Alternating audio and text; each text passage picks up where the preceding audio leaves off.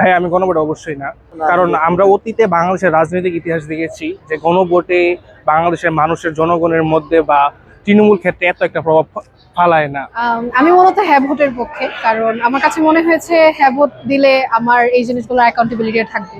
এখন আমরা যেরকম কোনো কিছুর আসলে সুষ্ঠু তদন্ত হচ্ছে কিনা, প্লাস বিভিন্ন জিনিস নিয়ে আমাদের হচ্ছে অ্যাকাউন্টেবিলিটি নাই।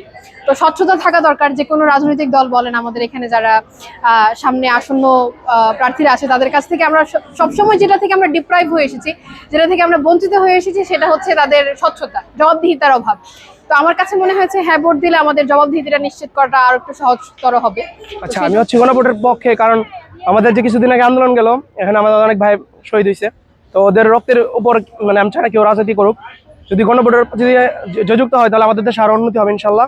জি জি, আমি হেতেই পক্ষে আর কি, কারণ এটাতে তো হচ্ছে ভালো কিছুই হচ্ছে, তো আমি হেতে। ভয়েস অব ব্রাহ্মণবাড়িয়া 24 সংবাদে সারাক্ষণ।